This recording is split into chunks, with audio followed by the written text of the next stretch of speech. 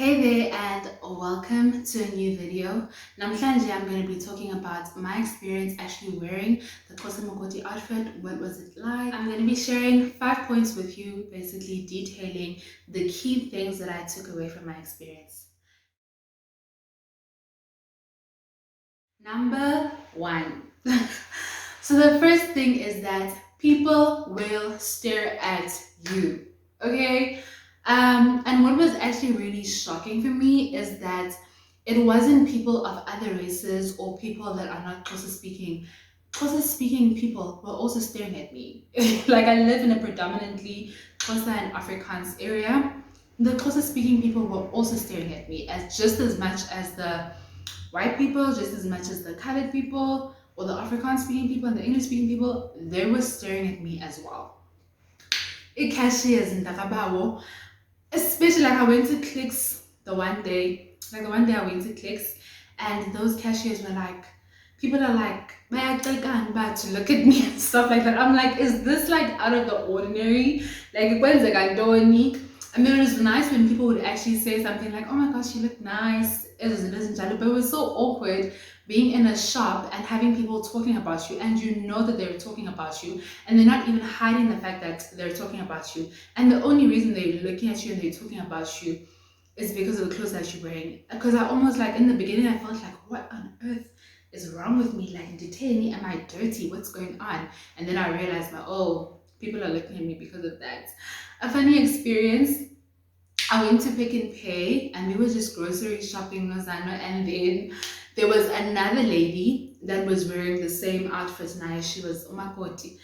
And all the people were literally like staring at us. So this other packer comes to me and is like, you wasn't enjoying abelungu.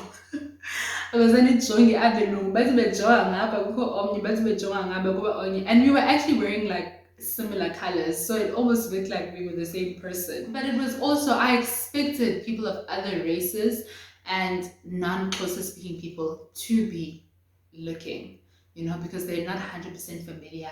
And also it's hot, unetyali, people are going to be looking at you, you look weird because they're not necessarily used to that. But I didn't expect other Xhosa speaking people to also be looking at me. So that was, yeah, that was a lot, especially because I'm not trying to make like I don't like being looked at. Like it's so you are Ada. I really don't like it, so it really made me feel awkward, but I think I got used to it. So number two, a lot of people have opinions about how umakoti should be, how you should act, what your clothes should really look like, and they are going to tell you.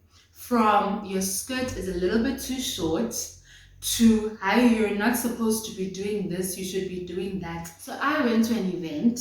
I'm not gonna say what event it was, but I went to an event and there's almost like an expectation of, oh my god, you can't even like if there's music playing or to set. Like if you do that, it's like, no my god, they had a life before this. I was like, I'm just supposed to be sitting there like this. Like you literally get that feeling, but you're not supposed to do anything. If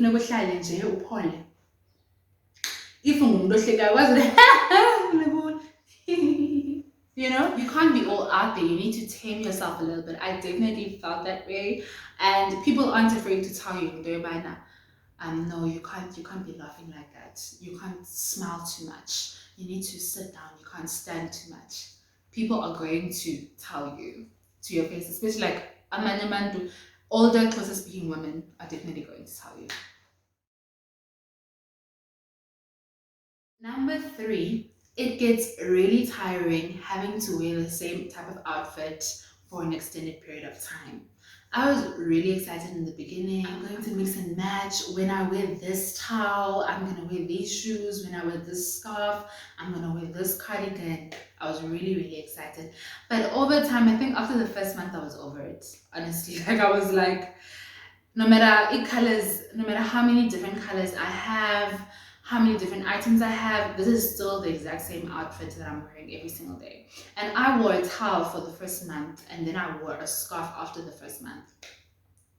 But I still felt like the scarf. I thought maybe the feeling of mixing and matching would be revived again when I changed from the towel to the scarf. But it just felt like it was still the same thing, you know. So I got really tired wearing the same outfit all the time.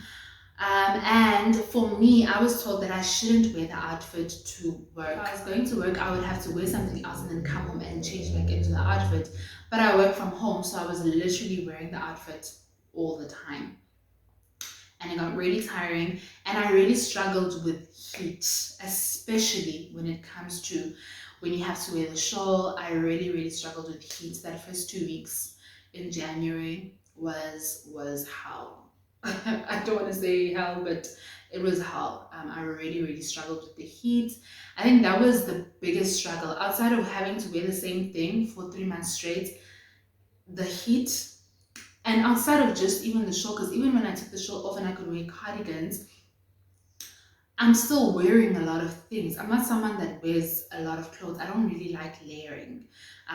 So having to wear so many different items, it gets uncomfortable. Number four, each family has their own interpretation of what item um, a bride should wear. For example, I had to wear pantyhose. I'd never seen another Makoti in their pantyhose. Like I'd never seen it before. I didn't know that that was a thing.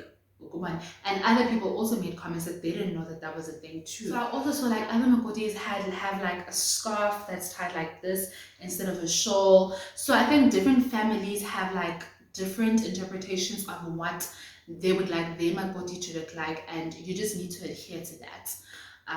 So yeah, that was also kind of interesting that you can all be Makoti, but you're not all necessarily going to be wearing the same thing.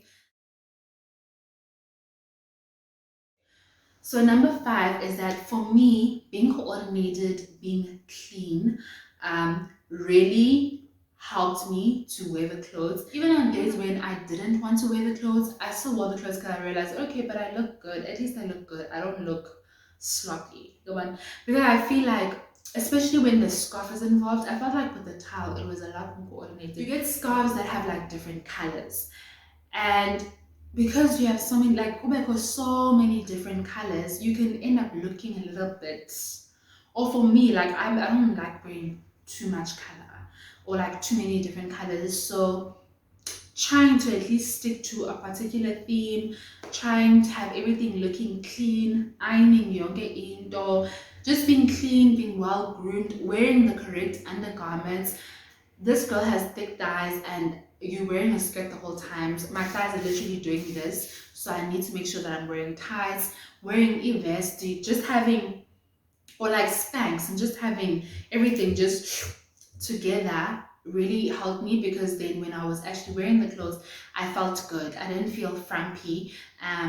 So yeah, so being coordinated, being clean, having clothes that actually fit you, that really worked in my favor. And knowing that, okay, I don't really feel like it today, but after I've worn the clothes, okay, at least you look good, babes. Like you don't look too raggedy when you're wearing a lot of clothes, but it comes together nicely, you know?